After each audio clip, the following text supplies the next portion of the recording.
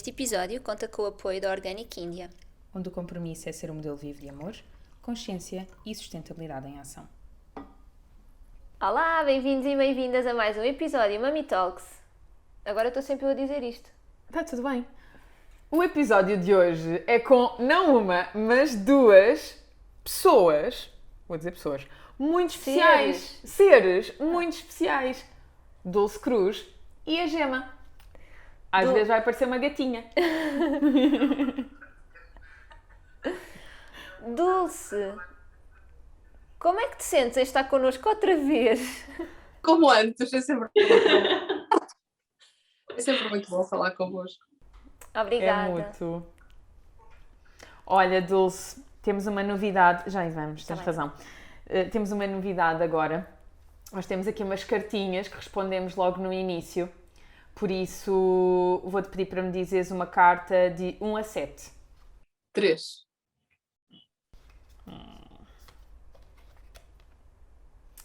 Em que é que estás disposta a investir tudo de ti para te tornares uma mestre?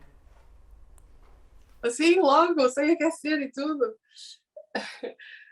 Bom, antes de mais, eu creio que eu pretendo apenas ser uma mestra de mim própria, ok? Será ser capaz de seguir o meu ímpeto e aquilo que é o meu chamamento. Não tenho pretensões, ou tento não ter, é tentador, mas tento não ter, de ser mestre das pessoas, apesar de eu gostar muito de criar comunidades e nas comunidades acaba naturalmente por haver sempre alguém que é mais guia.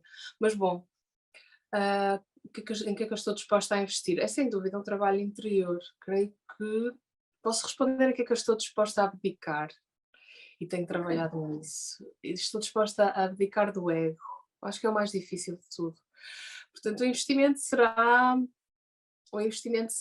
em autoconhecimento, sim. Conhecer-me bem, para saber quais são os meus limites, quais são as minhas necessidades e como é que eu comunico isto tudo aos outros para ser clara, não é? Para ser assertiva, para saber ouvi-los também, para tentar que não haja conflitos facilmente quando estamos mais a tentar seguir a vontade dos outros, ou agradar, ou ser leais, ou não sabemos bem qual é o nosso caminho, não investimos tempo a entender isso. Portanto, de forma mais curta, creio que é mesmo autoconhecimento. Tão bom. Bom, com isso, todos nós também já tivemos aqui um grande ensinamento. Antes de iniciarmos este episódio, a Catarina vai apresentar-vos a gama de verão. Aroma Peak. Sim, então, a Aroma Peak da Pranarom é uma gama para adultos e para crianças, estes são os de criança, para prevenir ou para remediar as picadas dos nossos bichinhos, não é? Sabes que o Vasco adora usar. Quando tem uma borbulha, diz: vou lá buscar aquilo que rola assim e vai ajudar-me para não ter comichão. Este aqui é o roll-on de citronela, é o leite corporal, e esse daí é o pós-mordidas, que é o tal que o Vasco e a Diana adoram. Gel calmante. E eu já experimentei, é mesmo muito... Traz alívio. Sim. Ele traz um alívio mesmo muito rápido.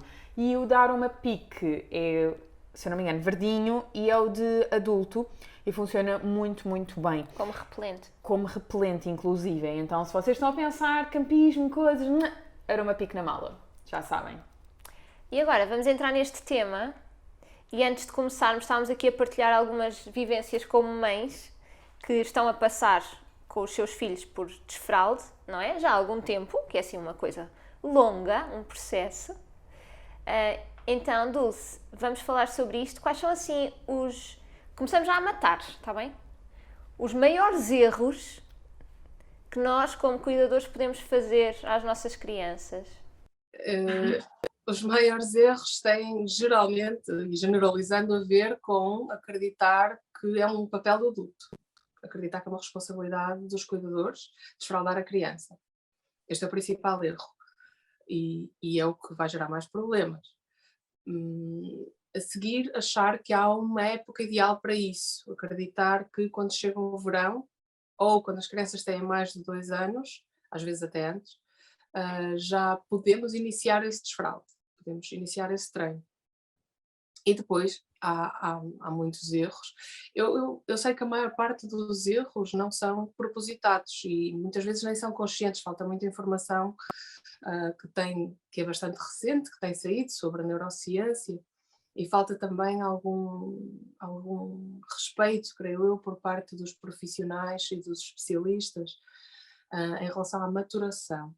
O que eu digo sempre é que o desfraldo é um processo fisiológico que implica maturação, não é propriamente uma questão de comportamento que nós tínhamos de condicionar na criança.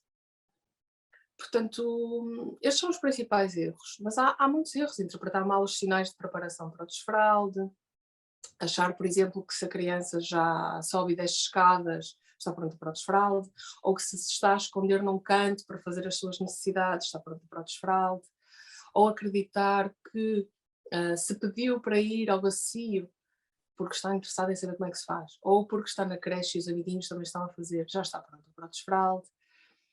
Interpretar mal os sinais, acreditar que há algumas ações que podem provocar o desfralde, como deixar a criança sem fralda, e isso também pode criar alguns problemas na forma como a criança vê o seu corpo, lida com o seu corpo e se sente dentro dele. Creio que estes são os principais. Depois vou detectando nos casos que me vão relatando algumas intervenções, mas os erros têm sempre a ver com intervenções, com interferir em algo que é natural, é espontâneo, é fisiológico, e quando se intervém acaba por poder ser prejudicado. Sem dúvida.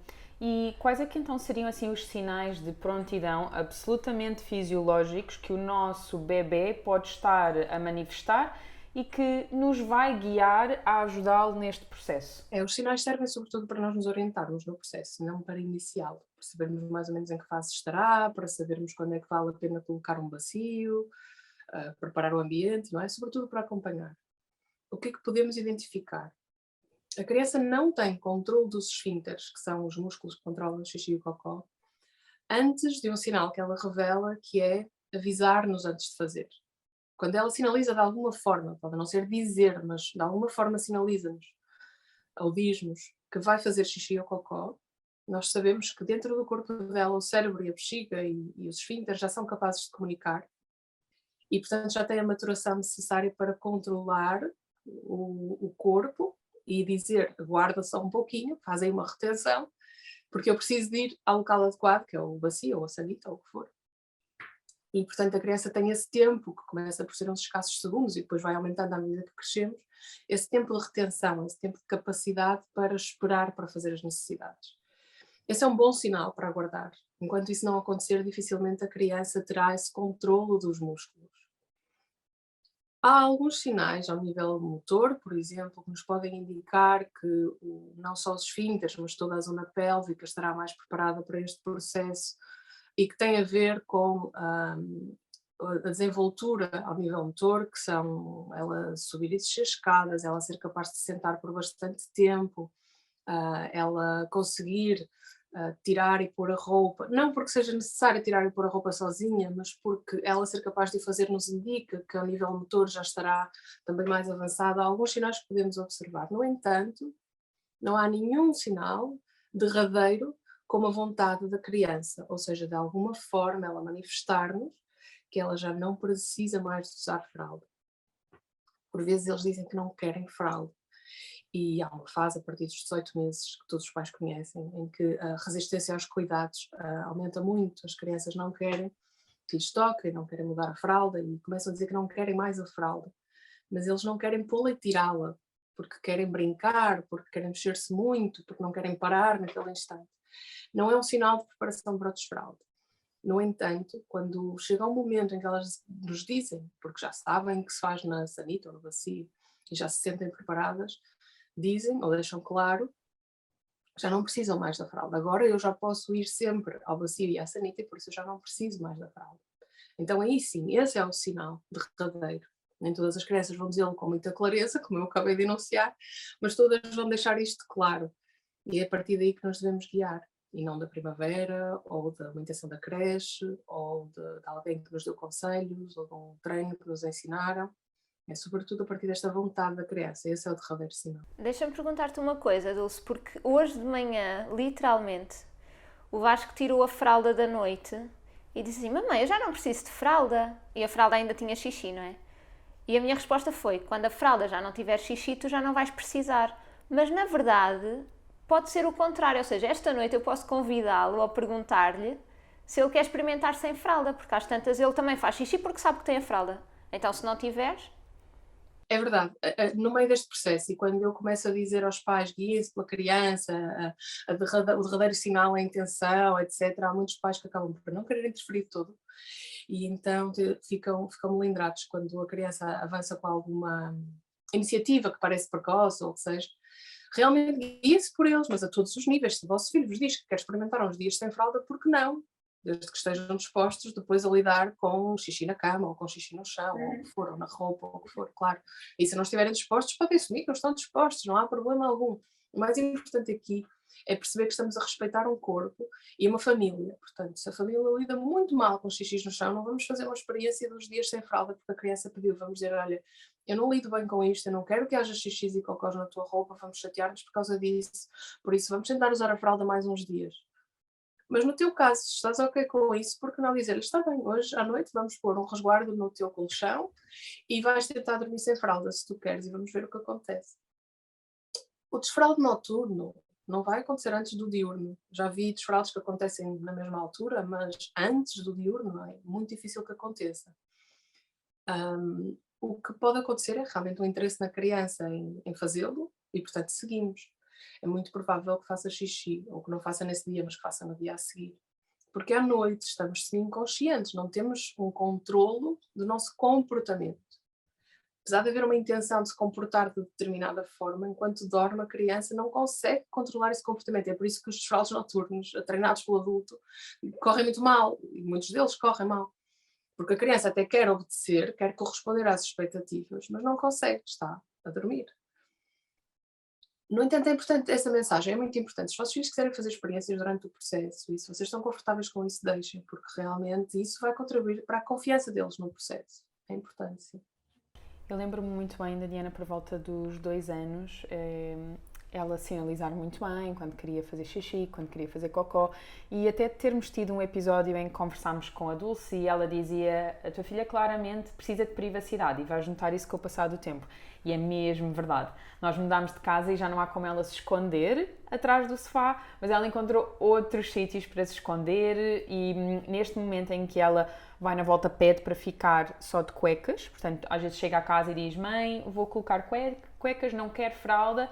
Se ela vai ao bacio, ela diz assim, não vens, eu vou sozinha, quero ficar sozinha. E ela mesma trata tudo, limpa-se, veste-se, limpa o bacio. É muito engraçado ela sozinha conseguir gerir esta rotina sem nunca a termos incentivado para o fazer. Mas isto para dizer que eu estava muito convicta aos 2 anos de idade que o desfralde ia acontecer. Por tudo aquilo que eu ouvia. E principalmente porque estava quase a vir a estação da primavera e do verão. Então, para mim, era derradeiro que ela não chegaria aos 3 anos com fraldas. E trocar fraldas para mim não é um incómodo. Eu sei que para algumas famílias é, e eu ouço isso um bocadinho em consultório, até nas mensagens privadas que às vezes troco com alguns seguidores, mas eu consigo entender como é que deve ser esta criação de expectativa e depois notar que afinal não está e mais gerir as próprias expectativas dos familiares ou de outros cuidadores, por exemplo, as creches. E nem todas as creches, nem todos os cuidadores conseguem ser isentos às vontades dos pais. Por isso, a minha pergunta, o meu desafio para ti é como é que tu, de alguma maneira, poderias convidar os cuidadores que fazem parte da rotina de vida desse bebê a entenderem este processo? Isto porque trata-se de um processo absolutamente fisiológico, não é? Nós não conseguimos ensinar os nossos filhos a monitorizar a sua fome e a sua sede, não é? Portanto, nós não conseguimos nem tão pouco a questão de dormir. Portanto, porque é que seria diferente no momento do desfralde? No outro dia li uma frase só antes de responderes, Dulce, que era, se ninguém incentiva a que os dentes nasçam, porque é que incentivamos a que os esfíncteres estejam prontos, não é? É a mesma coisa. Tal e qual, tal e qual. Sim. Então, como é que tu, de uma forma subtil e educada como te caracteriza, como é que tu convidarias as pessoas a compreenderem e a darem essa liberdade à criança simplesmente para ser e se desenvolver? então e agora gerir as expectativas dos outros, ou lidar com os outros cuidadores, com as opiniões e também com as intenções dos outros cuidadores. E realmente é difícil. Mas essa questão não é sobre o desfraude, essa questão é sobre toda a parentalidade e até sobre a nossa vida no geral, e como é que nos relacionamos com os outros, como é que fazemos com que os outros entendam. Olha que voltamos à pergunta inicial, que engraçado. Como é que fazemos com que os outros entendam qual é a nossa vontade e conseguimos que respeitem os nossos limites, como pais neste caso. É bem difícil isto, obviamente, e já vi casos de pessoas que vão à creche, falam com as educadoras entendem a mensagem e tentam, mesmo que não acertem, mas pelo menos tentam, e como há bastante diálogo, aquilo vai-se acertando. E também já vi casos de pais que tentaram várias vezes, com a coordenação pedagógica, com o diretor da escola, com um ultimato, com uma receita do médico, com uma declaração médica, a dizer à escola que aquela criança não tem controle dos esfínteres e precisa de um acompanhamento especial em que não se faz um treino, e não funcionou. Portanto, não há uma fórmula que eu vos possa dar, infelizmente. Eu gostava muito de fechar este capítulo com essa resposta, mas não dá, fica sempre em aberto. No entanto, eu creio que as pessoas que querem entender melhor isto, seja uma educadora que há 30 anos faz desfraldes, não é? Seja uma mãe que tem uma pessoa que está a tentar convencê-la a fazer um desfralde, porque a sua própria mãe já teve 5 filhos e também desfraldou, o que seja. É sempre conhecimento, porque o conhecimento atual está a dizer-nos isto que eu vos estou a dizer aqui. Portanto, será sempre atualizar o seu conhecimento. Desde o Brazelton, que já se fala, que já há muita documentação sobre a importância de respeitar o corpo da criança nesta dimensão, e o desfraude é mesmo das dimensões do desenvolvimento em que mais se respeita. Realmente tentar controlar a maturação dos esfínteres é como tentar controlar a vida dos dentes, é mesmo. O problema é que não vemos o desfraude como uma questão fisiológica, vemos como uma questão comportamental. Então treinamos as crianças mais ou menos como se treinava o cão de Pavlov, sabem? Condicionamos a resposta da criança. E por repetidas vezes a dizer-lhe que sempre que tem vontade de fazer xixi tem que ir ao bacio, ela assimila este comportamento e repete-o. É um treino de comportamento que nós fazemos nos treinos de desfraude. Mas temos que começar a vê-lo como um processo fisiológico. Precisa que se aguarde a maturação toda e que a algum momento pode precisar de uma intervenção, por exemplo, propor à criança, olha, eu vejo que já passas o dia inteiro sem fazer xixi na fralda, que já não fazes xixi na cesta, e talvez gostasses de experimentar passar uns dias sem ela. Pode ser, pode haver alguma intervenção necessária, mas não será no sentido de treinar a criança. Perceber isto, perceber como é que se comporta o cérebro, que maturação é necessária no cérebro para poder comunicar com a bexiga ou com os esfínteres, perceber que aspectos até mesmo emocionais estão em causa, perceber que se a criança está na creche com uma cuidadora em quem não confia porque acabou de chegar, por exemplo, e essa cuidadora, porque é primavera e ele já tem 2 anos, vai tentar fazer-lhe um desfraldo, o mais provável é que a criança não avance, porque é preciso ter uma pessoa a acompanhar em quem confiamos. É um processo com muito impacto nas crianças. Elas nascem com fralda, a fralda praticamente faz parte delas. E um dia decidimos que têm de alargar. Dulce, e quanto tempo é que pode demorar assim este processo? Só para também pais e cuidadores que tenham esta expectativa do começou agora, portanto vá, daqui a 2 ou 3 meses está feito. Qual é assim o tarde demais, para também não ficarmos apavorados? As curvas do desfralde são todas diferentes. Nós achamos que os nossos filhos vão começar um processo de desenvolvimento, começam cá em baixo e depois vão assim numa curva muito linear até lá acima, sempre a desenvolver e sempre a conquistar, não é, os seus marcos de desenvolvimento. Não é verdade. Eles fazem avanços, fazem recuos, fazem estagnações durante o processo. Portanto, é possível que uma criança se interesse por ir ao bacio aos 18 meses e depois só aos 2 anos e meio é que se volta a interessar pelo assunto. É possível que aos 2 anos comece a pedir para estar sem fralda e aos 2 anos e 3 meses faça o desfralde diurno e noturno. Há muita coisa que pode acontecer. Pode acontecer uma criança com 4 anos ainda precisar de fralda. Pode acontecer. E é importante que preparemos a sociedade para isso, porque há inclusivamente jardins de infância que não permitem a entrada a crianças com mais de 3 anos e com fralda. Mas realmente elas podem precisar da fralda, não está nas mãos dos adultos. E muitas vezes acha-se que está nas mãos dos adultos que estão a ser preguiçosos ou o que seja. Então é importante perceber que cada curva de desfraldo vai ser diferente. Há crianças que vão demorar uma semana ou 2, há crianças que vão demorar anos. É importante também perceber que entre o desfraldo diurno e o desfraldo noturno podem ir dias ou podem ir anos. E é importante saber que todas as crianças saudáveis, até por volta dos 4 anos, vão fazer o seu desfraldo diurno sem necessidade de qualquer treino. E todas as crianças, até por volta dos 6, 7 anos, farão o desfraldo noturno sem necessidade de qualquer treino. Estes são os timings que vos posso dar.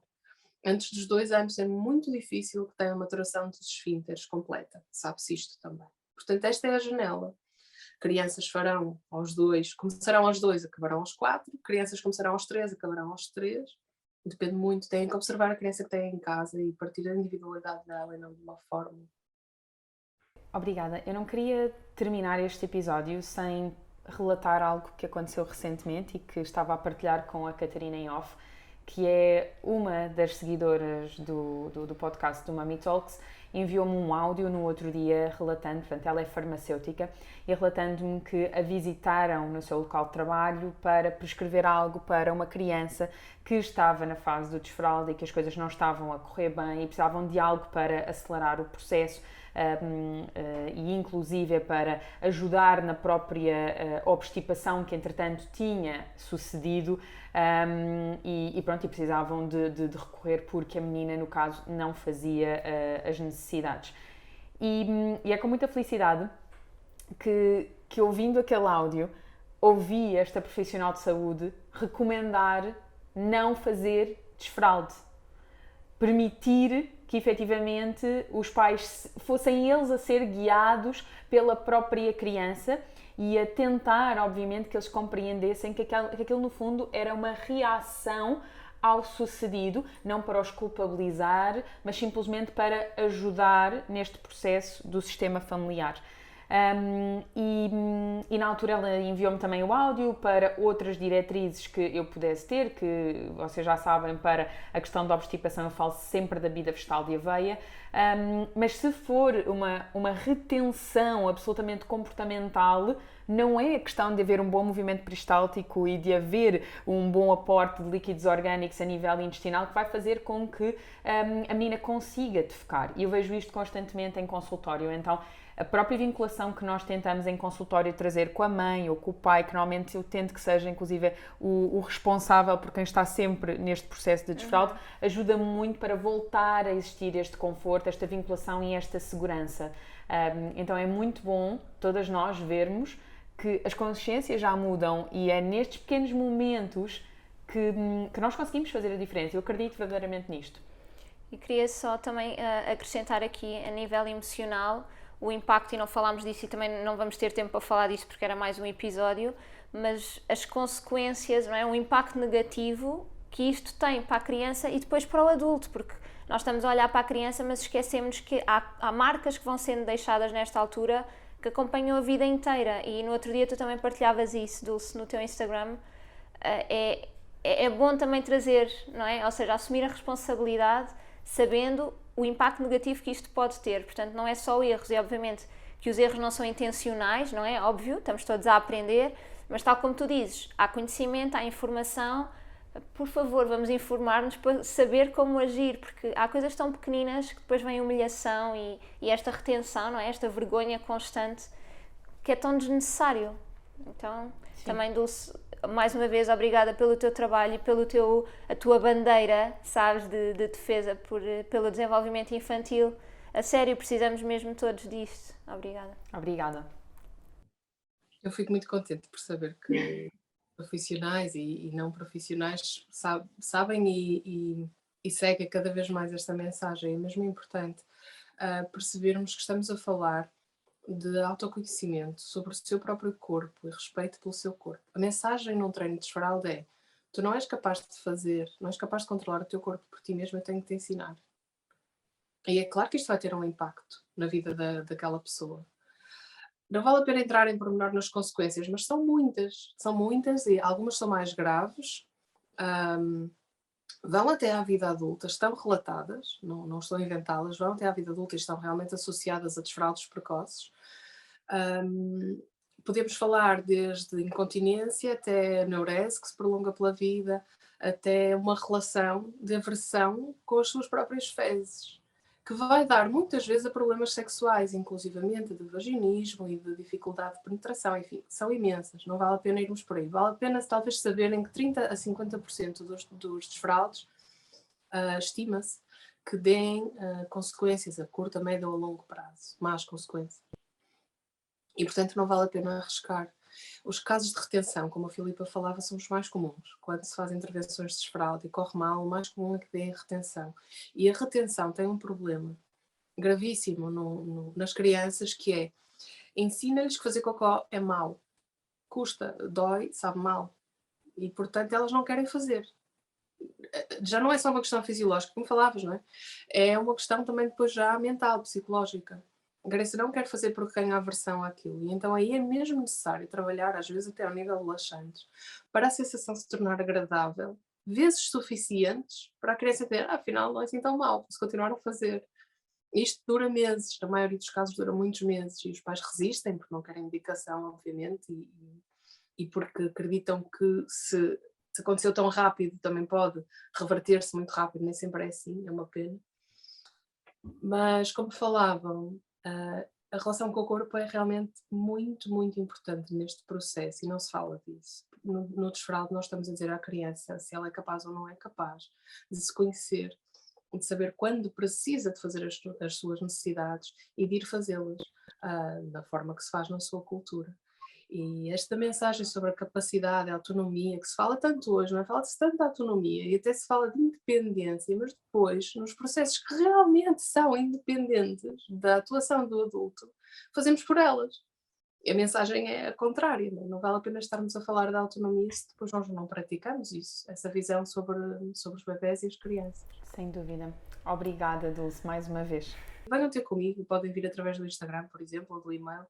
E também vos ajuda a entenderem como é que podem ter mais informação. Às vezes as pessoas têm questões muito simples que eu posso responder-vos por mensagem sem qualquer problema. Às vezes precisam mesmo de conhecimento para entenderem, não é, a resposta à sua pergunta, não basta responder-lhes. Por isso, venham ter comigo e eu guio-vos, se for necessário, sem me tornar mestre. Não é necessário aqui, é muito simples. É só esqueçam tudo o que ouviram dizer sobre o desfralde e olhem para o vosso filho. Na verdade é só isto, só que o conhecimento já está tão enraizado, as práticas estão tão enraizadas e o conhecimento está tão desatualizado que acaba por ter que explicar muita coisa para dizer algo tão simples, que é deixem estar. O mais provável é que não precisem saber grande coisa. E terminamos assim. É tão simples, deixem estar. Obrigada e até à próxima. Obrigada, façam gosto, subscrevam, partilhem. Até breve. Já.